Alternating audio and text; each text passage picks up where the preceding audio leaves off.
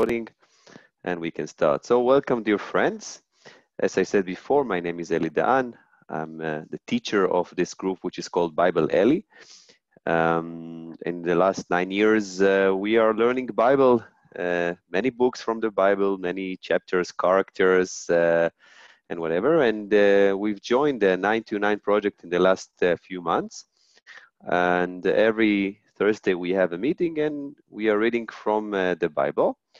This week in 929, the book of Hosea, which is the first prophet of minor prophet, started. And we start our study every week with a blessing. I will ask Maria, which is our friend from Netherlands, first of all, to bless us and to tell a little bit about her study here. And we'll be able to start with Hosea. Today, chapters 1, 2, and also 3, because it's 5 verses. We are going to learn the book of Hosea. So Maria, you have the mic. Go ahead. Okay, thank you. Ki mal'a ha'aretz de'a et Adonai kamayim layam mechasim. Amen. Amen, amen, dear friend. This is a verse that we read every week when we start our study. And what we are doing, we are reading the verses from the book of Hosea this time and speaking about different things from the Bible. Of course, your microphone can be open if you want to ask questions during the lecture.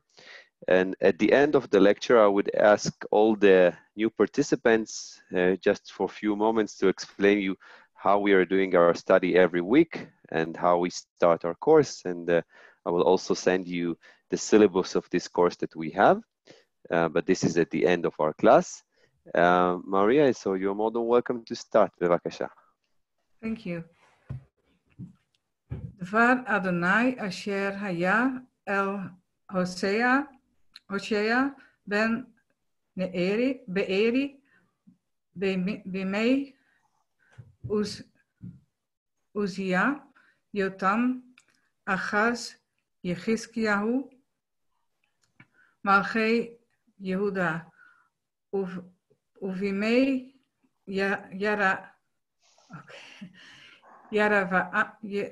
Yerovam ben Yoash melech Yisrael. Techilat diber Adonai b'Hosea Vayomar Adonai el Hosea lech kach lecha eshet zenunim v'yaldei zenunim ki zano tizne haaretz me'acharei Adonai. Excellent. Thank you very much, Maria. So many details we have in these 2 verses that start the book. Every prophet in the beginning, we have a kind of a title. It's called Koteret in Hebrew, that explains to us the time that the prophet was, which kings he was, were in his life. So first of all, we've learned that the word of the Lord was with Hosea and came into Hosea ben Be'eri. And during 4 kings, Uzziah, Yotam, Achaz, and Yechizkiah, which is actually Hezekiah, the king of Judah, was also a king in the northern kingdom, which is named Jeroboam. It's not the first one, it's the second one. So every book, when we start to read about the prophets, like in Isaiah, Jeremiah, and Ezekiel that we just finished to read last week. So we have this explanation, so we will have more or less the time schedule. Now, with Jeremiah and Ezekiel, we actually were in at the end of the 7th century and the beginning of the 6th century. Ezekiel was in the 6th century before Common Era. And now we are coming back 200, some would say 300 years ago, before. The book of Hosea is speaking actually about the 8th century before Common Era. Some commentaries even take it to the 9th century before Common Era. I will explain a little bit about the division and what is called in with the scholars the first Hosea and the second Hosea, maybe at the end of our class today. And so we have we know that King Jeroboam, the second one, was between 790 and 750 before Common Era. So this is actually the time, a really important date that we have in this century. We have in 722 before Common Era. This is the time when was the exile of the Northern Kingdom. And we are going to speak about more dates as we're going to read Hosea in the next chapters. Eddie? Yes, Maria, of course. In the translation, it's the beginning of the word, and all know Genesis, Breshit, but here it's Techilat. What is the proper translation for Techilat? Yeah, what we can see, this is the next thing that I wanted to say, Maria, so thank you very much. As we start the Bible with Bereshit bara Elohim et hashamayim ve'et haaretz, and we start in a construct way, Bereshit of something. So also, it's amazing that the commentary speak about those two verses, Genesis 1:1 and Hosea 1:2, as something that share in common the beginning in a construct form. So the beginning of the word of the Lord is okay. It's like a construct form. It could be also, these are the words of Hosea. This is the beginning of the words of Hosea. It's rare in the Bible, as it's rare in the beginning of the Bible with Genesis, but also here. As if you remember when we discussed Genesis 1:1, so there are some ways to read this verse, but eventually it can be, it's not so common, it's rare, but it can be in a construct form. Sorry? Those are synonymous? Yes, it's as we said, it's a little bit rare, but it happens. We have also in the Bible like an expression Kiryat David Chana, a few more expressions. It's really rare, even in the grammatical books of the biblical Hebrew. So you have Genesis 1:1 and you have Hosea. I think there is another one, but not so many. In any way, what we can see here is something which is really interesting, because the beginning of the word, after we have a little bit an explanation what the time that we have here, and we can see the root to take, go and take. This can take us, for example, to Exodus 2, verse 1, when a man from the Levite is taking a woman from the Levite. This is, of course, the parents of Moses. This relates to marriage. But surprisingly, the book of Hosea that starts the minor prophets is speaking about a woman which there are many explanations about this woman. I think the $1,000,000 question, if it's a real woman or it's a fable or it's a metaphor. Whether we go this or whether we go this, the root Zayin Nun Hey is repeated here 4 times. And this is something which is really interesting, how in a book, how God is asking Hosea to do something like this, to take a woman, that this is actually her profession. And this is a really important question, whether it's physical and true woman or not. And I think that once we are going to read Hosea, we need to remember, as we read, for example, Song of Songs, that we have the Dod and the Raya, we have the man and the woman there, which is in Judaism, of course, the Lord and the people of Israel. In Christianity, it's Yeshua and the church. So it's really important that we remember that once we read this, always to think about in two branches. One which is physical and the description is really real, and one in a metaphorical way that speaks about not that Hosea needed to marry a woman that was like this, harlot, but it's just something that want to tell us something about the behavior of the people. So it's really important once we are going to look at this reading, not to forget this. Of course, the commentaries, even the traditional, have arguments about this way or that way. Before the class, I've read a traditional commentary. His name is Abarbanel, and he said, if it's written like this, it's this. So it's really important to remember, this is, I think, the approach that he gives as a traditional, by the way, commentary. Let us see how the story continues and see what we have here. Of course, if there is a question or someone wants to read, of course, just you can raise your hand and speak with us. It would be really nice that every one of you have at least one verse today. And I will say hello to Detlef. Detlef, how are you, dear friend? How are you feeling? I'm very tired. I have cancer. So I'm very tired.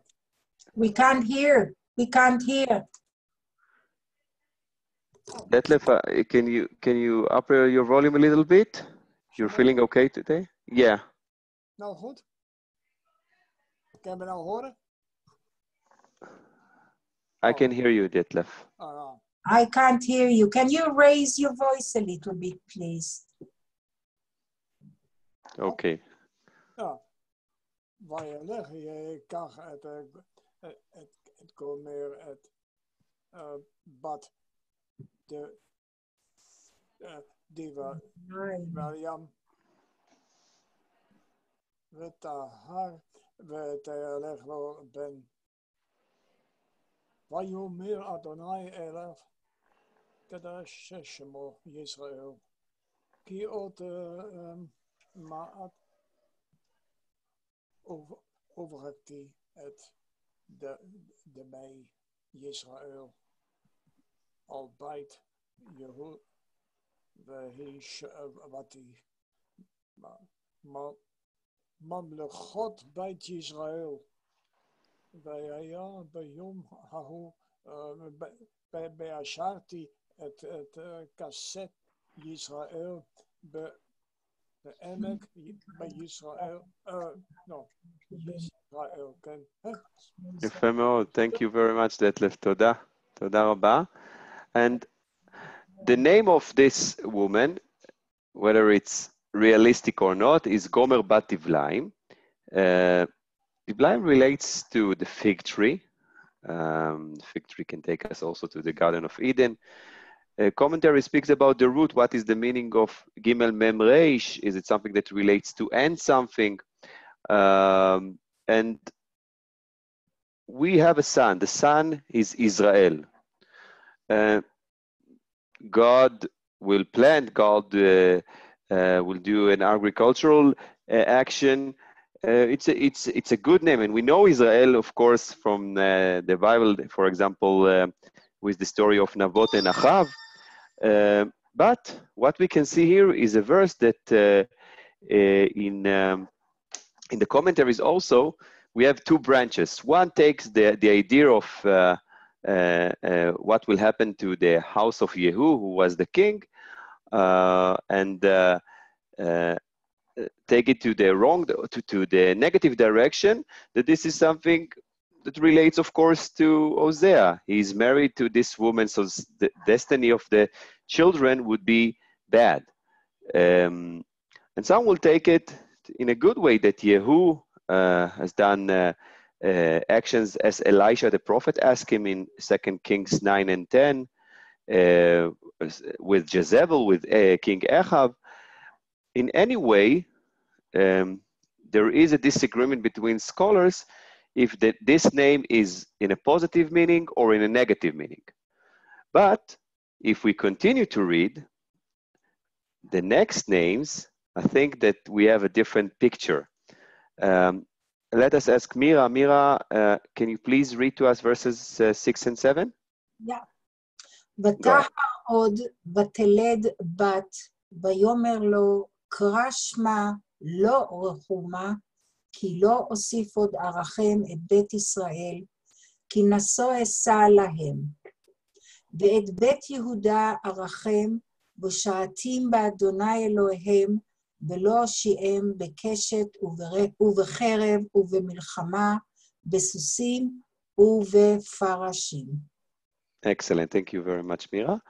And what we can see here is actually a distinction between the northern kingdom and the Judaic one. If we look only in verse 7, we can see that God will have mercy and will call to salvation of the Judaic kingdom, and is not going, of course, to use all the instruments of war, the bow, the sword, the horses, the horsemen. Unlike the northern kingdom, and here we can see that her name is Lo Ruchama. Lo Ruchama is actually, she will not have mercy. This is one option of understanding. The root Resh Chet Mem relates to the word Rachamim, for example, that we know in Hebrew, mercy. But we have another option of understanding. If Hosea brought something to us as a prophet, is the metaphor of marriage between God and the people of Israel. He's the first one that used this, though that we've seen it in Jeremiah, but Jeremiah is later, of course, chronologically. One of the meanings of the root Resh Chet Mem, not in Hebrew, in Aramaic, is the idea to love. This is Rachima, for example, is the beloved one.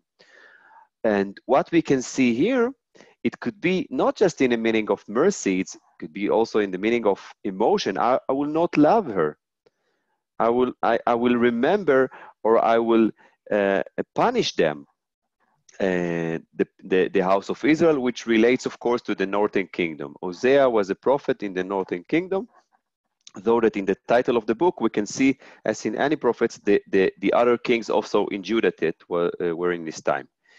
And it's really important because if the first name, we can take it to two directions. One is more positive, one is negative.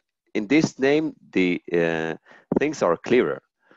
And in this, whether it was the specific name of specific daughter that was born, physically was born, or whether it's a fable, what we can see here is something which is really tragic.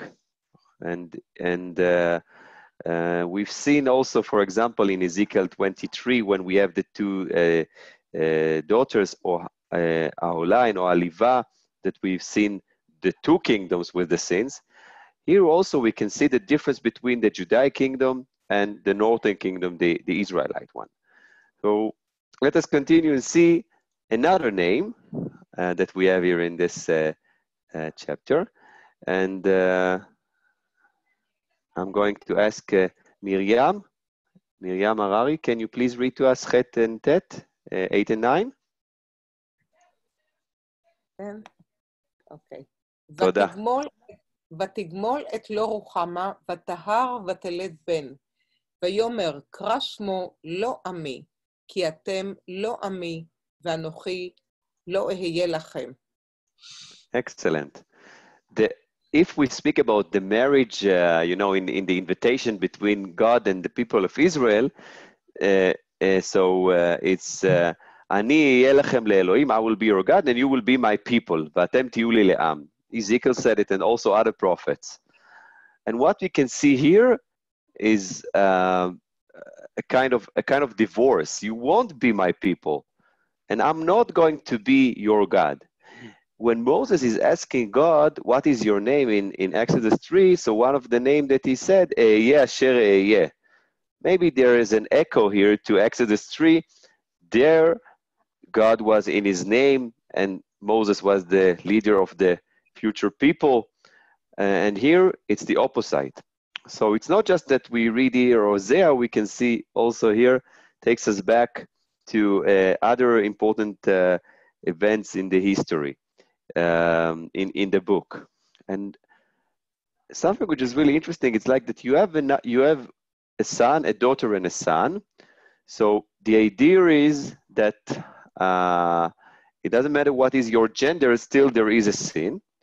And another thing is the usage in the negation word lo, which is something which is permanent. In Hebrew, when we say al, it's immediate negative negation. If you're saying, for example, al tikpotz, it's don't jump, but don't jump now. Here it's the word lo that is taking us to all their life as a negation. And it's really interesting that the distinction between lo, which is not, and ami, which is my people. So really interesting to see. Can I add something? Usually lo is in front of a verb.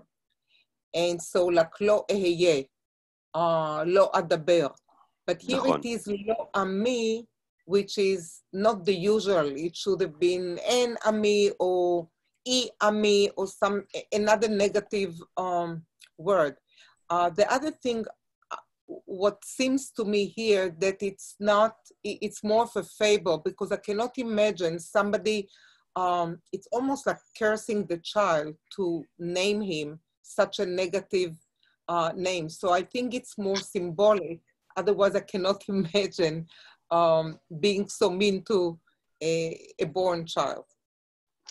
Okay, with your words, it's really important to remember that the prophets has always as issues with children. For example, let's take Isaiah, that we have the name Maher Shalal Chash Baz, which is a name with the 4 words and a negative meaning. Or God that said to Jeremiah, don't bring children to these words. So we can see it's not something that relates only typically to Hosea. But we need to remember something which is really important. Hosea is actually the first one. We have, of course, Isaiah, Jeremiah, and Ezekiel, but these books are actually later. A little bit Isaiah with Hezekiah, but also in Isaiah we have distinction, the first, the second, some would say even the third Isaiah. But what we can see here is really interesting, since Hosea is teaching us, is taking us to the tree of relationship between God and the people of Israel, and can show us elements that will be with us from this point going and on. So thank you very much, Miriam. It's really important. And now we are going to continue to read. Can I ask a question? Hey, Ruth, how are you? Hi, Shalom. Hi, how are you doing? Right, I'm okay. Yeah, wonderful. Yeah. I was on the previous slide. I wanted your an explanation. What does Nahum mean? What is Rachum? Rachum, sorry, Rachum. Yeah. I said that Rachum could be or in the meaning of mercy, Rachamim, or, and this is in Hebrew, or it relates, by the way, the root is also Rechem, like warm, but we can see in Aramaic, Rachima is the beloved one. And if God is saying, Lo Ruchama, it could be not with mercy or not loved. This is even more tragic. So the language here is taking us to a situation, whether it's a fable or not, that the idea is tragic, to see how God is using, of course, is saying to Hosea, marry this kind of woman, and we are going to see what will happen to this woman once we are going to continue. At this point, it's really important to say, we are going to read chapter 2 and 3. 3 is a chapter with only 5 verses. The scholars are speaking about 2 Hoseas.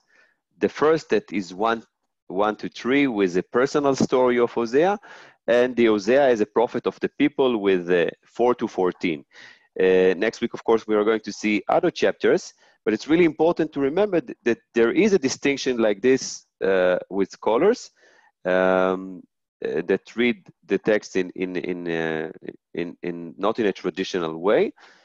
We are going to see the differences, whether it relates to another Hosea or not. This is, I think, a personal decision, but it's really important to remember that there is a kind of distinction among the scholars. And Ruth, since you are with us, I would be really happy if you start to read chapter 2. In the Masoretic text, it's chapter 2, as I said, MT. In King James, it's the end of chapter 1. So it's really important. You will see it in this chapter where it appears in the translation and where it appears in the Masoretic text. So go ahead, bevakasha.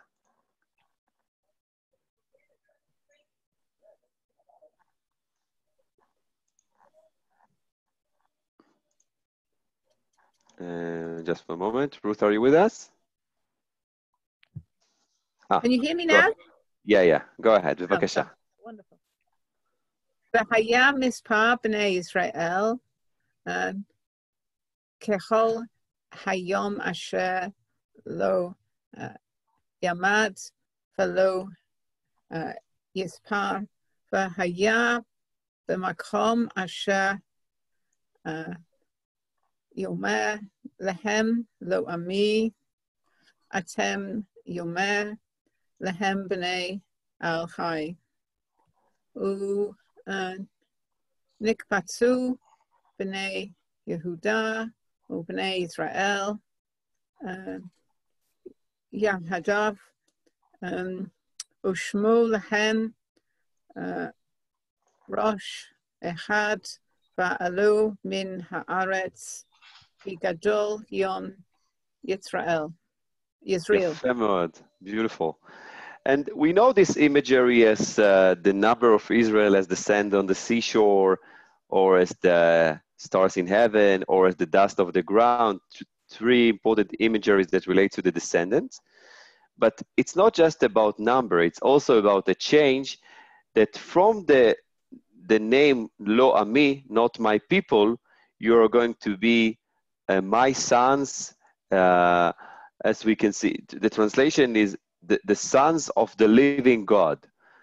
The idea of father and sons, as we've seen in Isaiah, it's also an idea in Christianity, of course, is something which is really important.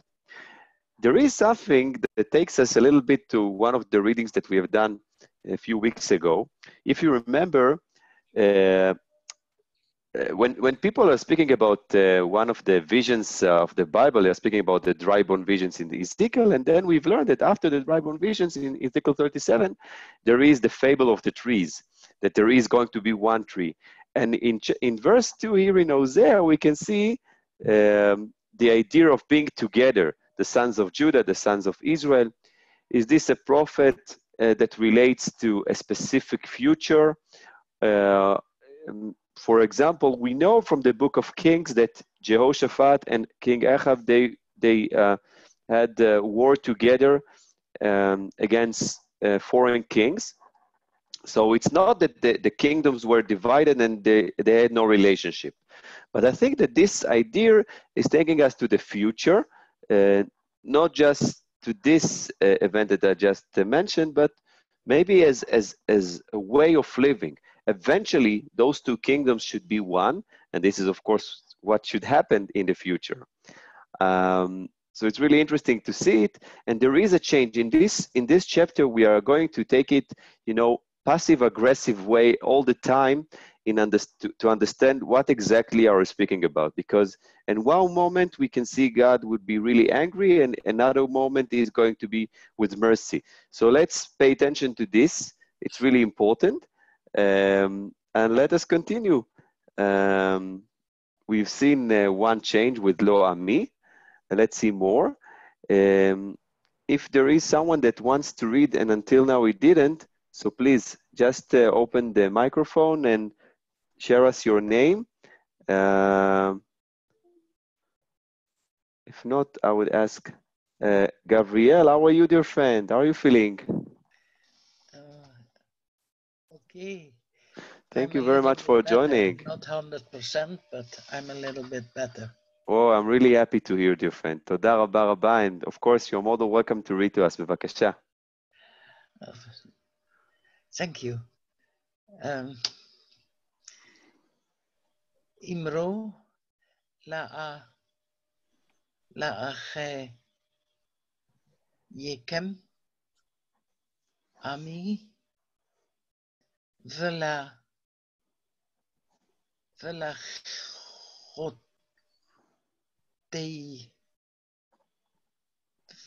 tekem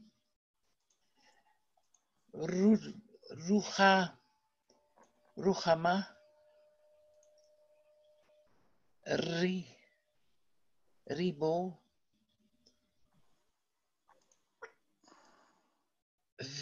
vim, vimkem, ri, rivo, ki, I, lo, ishta, vanoki, lo, isha,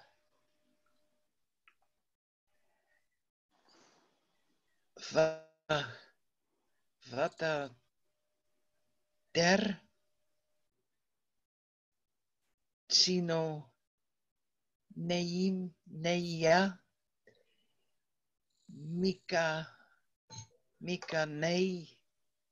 Nikanea, Vana,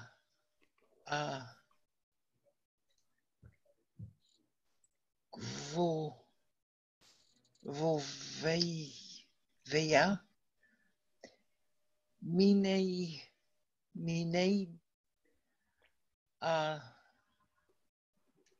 Area. There. Thank you. Thank you very much, Gabriel.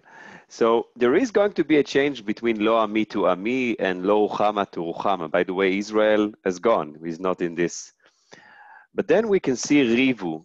Riv in modern Hebrew is to fight, but the idea is like to have a sentence. Riv in the Bible, to have a sentence, to have a trial. And this is the divorce, because he said, you are not my wife and I'm not your husband. And he speaks about adulteries, which is, of course, relates to metaphorically the ideas of being with other people, and the idea is being with other gods. This is the idea. So in this family, two sons, a son and a daughter, are actually asked to go to fight with their mother or to have a trial with her, and not to stay with her, to divorce from the mother. This is what we can see here. And let's see how this story continues. I would ask Maria, can you please read to us, bevakasha? Yes, I'll be happy to. Thank you. Pen afshitena aruma verhitzaktiha kayom hivalda versamtiha kamidbar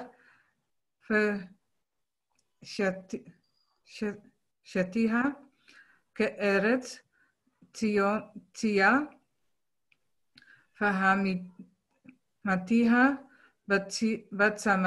batsama ve'et beneha lo arachem ki benei sanunim ema ki santa imam hovisha horatam ki amra elcha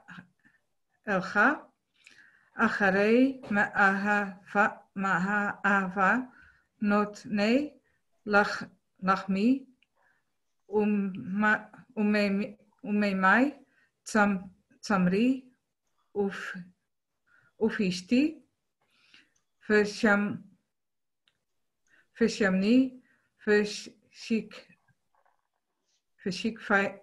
shikuya. How do you say that? Shikuyai. How do you pronounce it? Shikuyai. Yeah. That's right pronunciation. Thank you. Thank you. And if we want to explain, we can look at three letters here: Hey, Mem Sofit, and Yod. The Yod relates to my lovers, my bread, my water, my oil, and etc. This is the woman that has her lovers, and this is what she wants. She wants only things that will, only not spiritual things from them. She wants the basic things that she's needed, like she's like materialist. Only what she's interested with it. And the end of it speaks about her as someone that is that she needs to be far away. She needs to be in the wilderness, and she's going to be put to death with. She will be thirsty, and God is saying, "I won't have mercy with their sons because these are sons of harlots." Of course, this is a conditional way. If they won't come back, they won't be with him. So in this family, just one moment, in this family, there are many problems here, whether it's a realistic one or not. We need to remember this. Yes, bevakasha. Leila, question. Why does he have to use such an extreme ideas, some expressions and description for something that is more political? Is that the way the people could understand? Why such a language? Why such a, I would say he by himself is not behaving as a mercy person. And second thing, why her kids have to suffer because of their mom? I'm sure they suffered enough while she behaving like that. I think you had such important and good questions. First of all, I think in order to explain for us an idea, I'm not. Avot v'shinei banim tikena. Is that the idea? It could be in this way, but first of all, I would like to answer your first question. Okay. Yeah, I think that the idea is not politically. The idea relates to the idea of religion, the dat. If the people are not committed to God, so God is saying, okay, you betray me, you commit adultery if you are walking to other gods. For example, the god of the Baal that we know from the time of Achav and the Astrid, Asherah. This is the main idea, but the way in order to explain it, we've seen it with Ezekiel in chapter 23, also in Ezekiel 16, when God is speaking as the people, all the people, not just this woman. I think that in order to express ideas that would be remembered, you need someone to go, in the language to a situation that people will understand. The second question relates to why the sons are suffering. The sons are suffering, it could be the approach of Avot Achlu Boser and Shinei Abaditikena. It relates to the time. This is something that was in this time. But it's not just, I think it's not just this. The idea is that the sons will be suffer if they will continue the way of the mom, the mother. This way, it's written in the last verses, Rivu, in the previous verses, Rivu. They need to fight. They need to, to divorce from the mother in order to have life that would be without punishment, without suffering. As I said before, this journey is taking us, we need also to understand the idea of how the prophet from one hand is speaking about the wife and about the sons, and it's always, we need to remember when he's forgiving them and when he's not. It's not easy to do it in this chapter, I must say. We need to pay attention to each verse, but thank you very much, Mira. It's really important words what you're saying. Let's continue and see more. And Mira, if you're with us, so please read to us. Eli? Yeah. Go ahead, Miriam. I wanted to ask a question, but of course. Isn't it that Gomer said it's my flax? It's I got it from my lovers in adultery, but she, in fact, she got it from the Lord. So she gave the honor to her lovers, but she didn't give the honor of all that she got, all the sustaining things, her clothing, her food, her flax, all that things, she got it from God. So in this case, Hosea gave it, but she didn't give him the honor of his gift. Nachon. She thought it's from her lovers and not from God. This is what he's going to say in a few more moments. It's really important what you say. We are going to see it in the next verses. So thank you very, very much, Maria. Toda. And Mira, בבקשה. It's verses 8, ח' לכן הנני סח את דרכך בסירים וגדרתי את גדרה ונתיבותיה לא תמצא. ורדפה את מאהביה ולא תשיג אותם, ובקשתם ולא תמצא, ואמרה אלך ואשובה אל אישי הראשון, כי טוב לי אז מעתה. And when she's going to close with thorns, by the way, sir here is not a pot, it's thorns. It could be also sira, also something that appears in Jeremiah 1, sira kotzanit. And walls, and God is going to close her, and then she won't be able to follow her lovers, and she's going to ask them, and she won't find.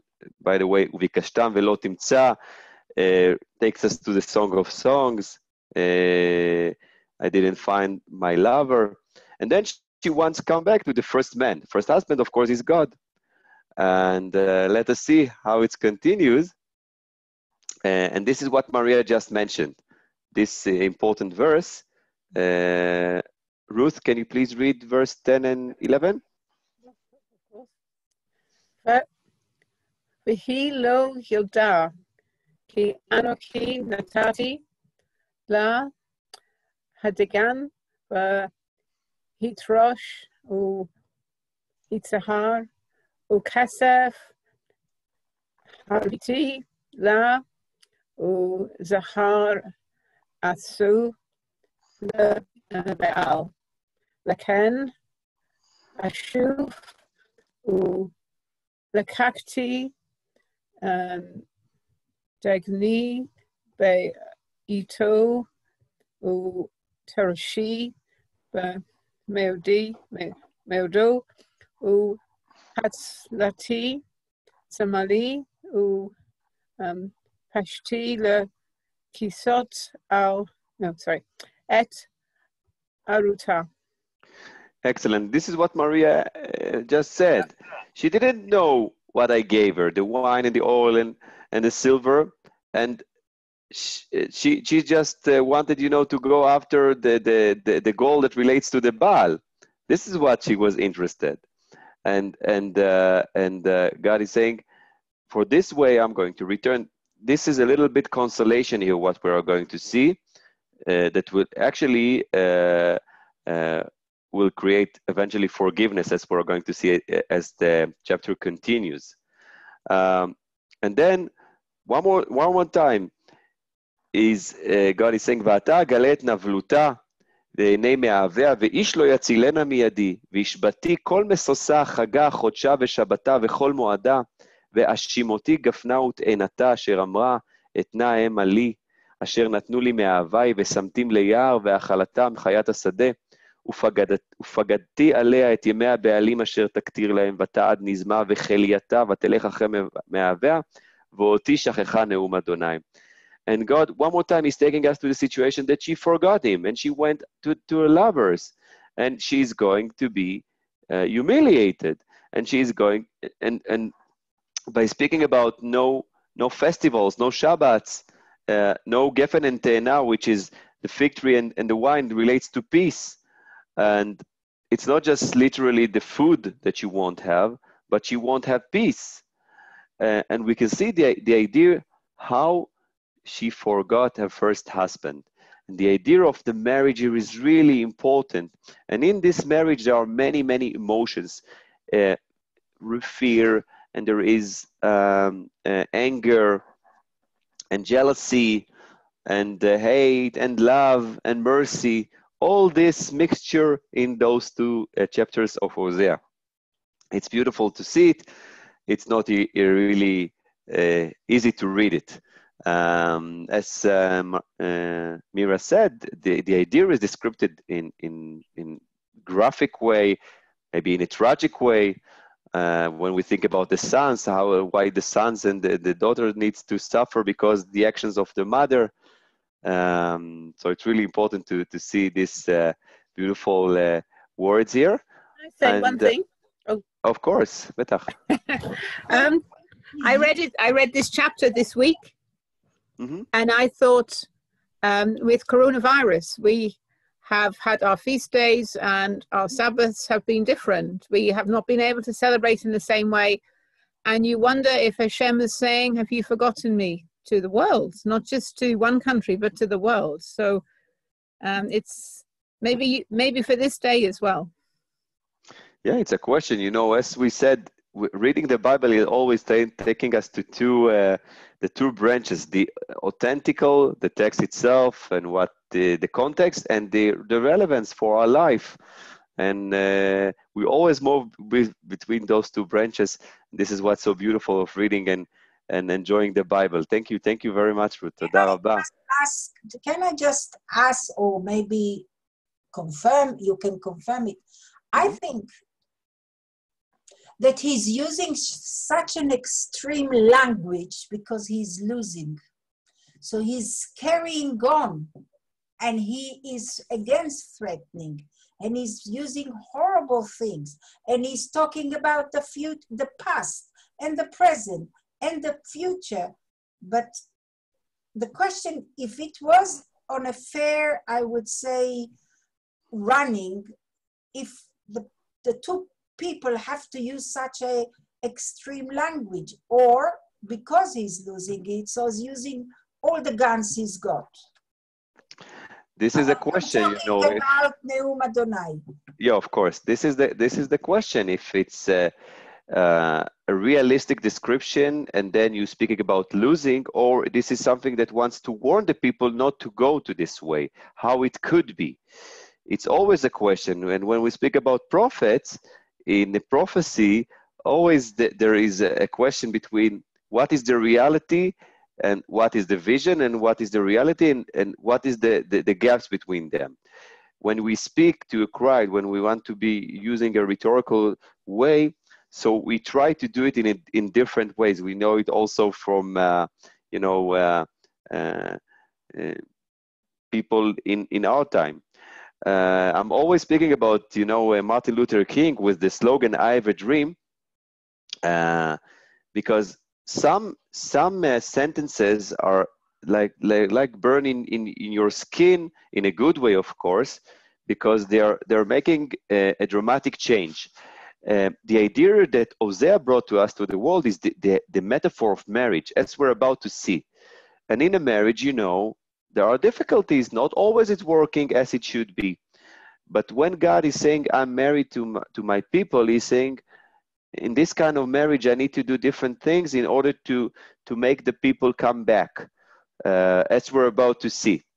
So it's really important, in an extreme way, of course, to describe, he tries to take the people back. I don't know if it's a losing or winning, because it's not. It could be a situation that could be, or a situation that is. This is the question, of course. But thank you very much. It's really important. There might be a situation that he talks, and nobody listens. They will be punished, but for the moment they don't care. And there is a lot of talking. You can feel it. It is like dumping on top of you everything you could come out with. This is a question, of course. What can we say that was and what not? We know, of course, from archaeology that we have the Baal and we have the Asherah. I'm going also this, I think maybe next week also to discuss about this. And but they were saying, for instance, when when Abraham sacrificed his son, that was a way that people used to do in his day. So it wasn't something exception that parents will sacrifice their sons. So it's just carrying on. And it looks like it was never stopped. It was never stopped.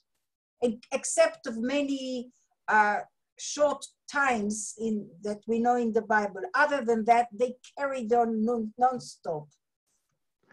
I think it's really important to pay attention to the idea of relationship between parents and sometimes it's metaphorically, sometimes it's physically. It's always about the message. And I think that what the Bible is always trying to say is trying to give different messages for everyone. You know, it relates always to how you approach the text. But I think it's really important what you describe, Mira, is a situation when you feel inconvenient maybe from this way of bringing the words to us. But I think that we can learn how relationship can go to an extreme ways, and this is maybe taking us to a situation that, okay, what can we do with this message? What can we do if we see a relationship that is not going well? This takes us, for example, in one of, I'm not going to speak about this because this is another lecture, but in one of the lectures that I spoke about Hosea, it talks us about relationship and about violence between, that, for example, we speak about in Israel, a lot about violence to women. There is many aspects that you can draw from this text, but I still want that we will get to the point of marriage or the new marriage. So let's continue so we won't lose this also, which is really important. But thank you very much. Toda rabba. And then it continues, and I'm going to ask Miriam, can you please read to us 16 and 17?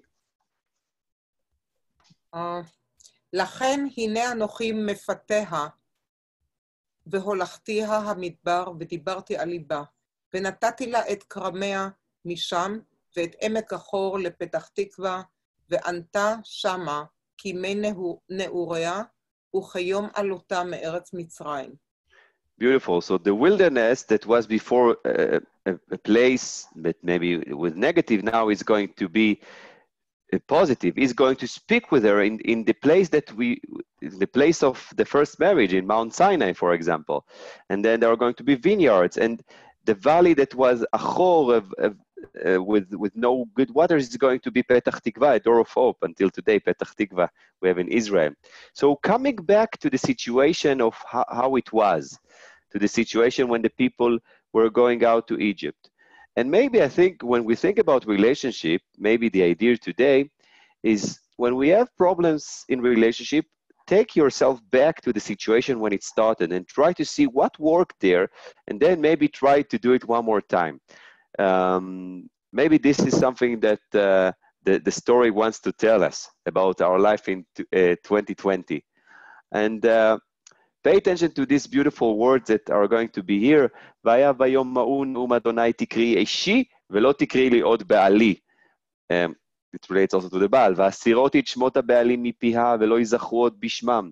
וחרתי להם ברית ביום ההוא עם חיית השדה ועם עוף השמיים ורמס האדמה וקשת וחרב ומלחמה אשבור מן הארץ וישכבתים לבטח. Here the message is going to be different. So you are not going to be my husband. You're not going to be Baal, okay, Baali. The Baal is the context to the Canaanite god. No, you're going to call me my man. And this takes us to our life, to politically correct. Can we say Baal today in modern Hebrew? This is a question that many women and also men will say, no, you can't use it anymore. It's not PC, politically correct. But also the idea of the remarriage here, it's going to be that all the lovers are going to move from their mouth and won't be remembered. And there is going to be a covenant, and the covenant would be with everyone. And as we can see in the prophecy of Isaiah and also Micha, with no war, also here, וקשת וחרב ומלחמה ישבור מן הארץ. So pay attention how Hosea is really, really brave with his words. Of course, this is the word of God, but he's bringing it to us. And I think that the next verses that we are going to read are so with, it's also from the Jewish prayer. Let's see this, and I'm going to ask Detlef, can you please read to us, bevakasha, dear friend?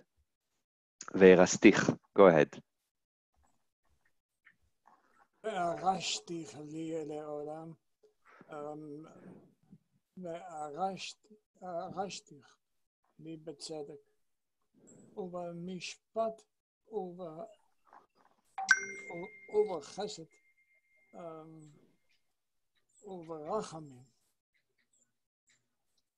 וארשתיך לי באמונה, ויראת את אדוני. Beautiful, יפה מאוד. Ve'erastich, ve'erastich, so the forever, and we can see the good word of tzedek, mishpat, chesed, rachamim, and with faith, and you will know God. The root to know in many meanings takes us back to the marriage.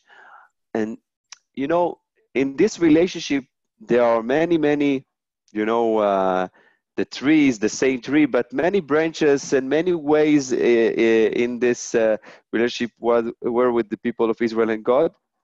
But what Hosea is bringing to us is the idea that if there is problem in marriage, you need to try to fix it. You need to come back to the beginning. And of course, he's using a language which is not easy to digest, but I think eventually he gives a solution. If it works or not, this is a question. If it works or not in relationship in 2020, it's also a question. But this is what's so beautiful with the Bible. It's taking us not just to the context, but also to our life. Let's see, we have also the end of this chapter. And I wanted Maria, if you can please read to us, בבקשה, 23 to 25, בבקשה. Thank you. Thank you. והיה ביום ההוא אענה נאום אדוני, אענה את השמיים והם יענו את הארץ, והארץ תענה את הדגן ואת התירוש ואת היצהר, והם יענו את ישראל.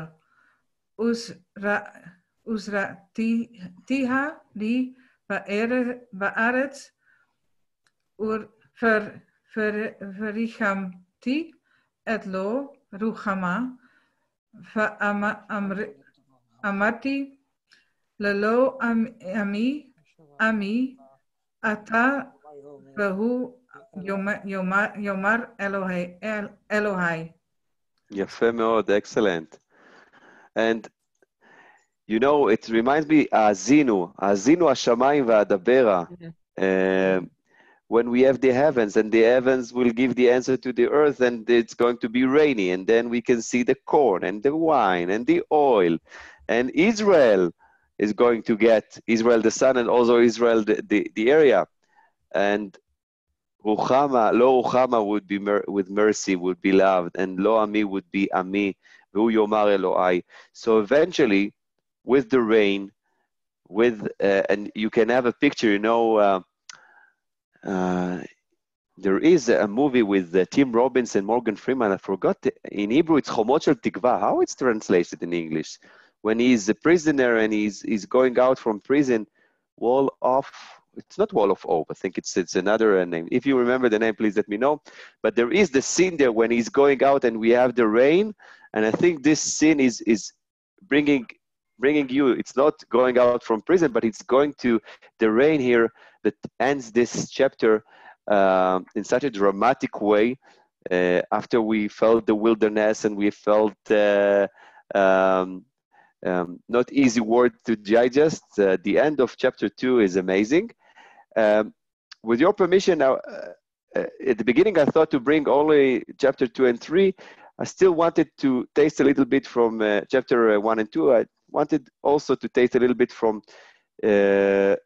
chapter 3, because this considered to be the first, the first 3 chapters with the story of Hosea.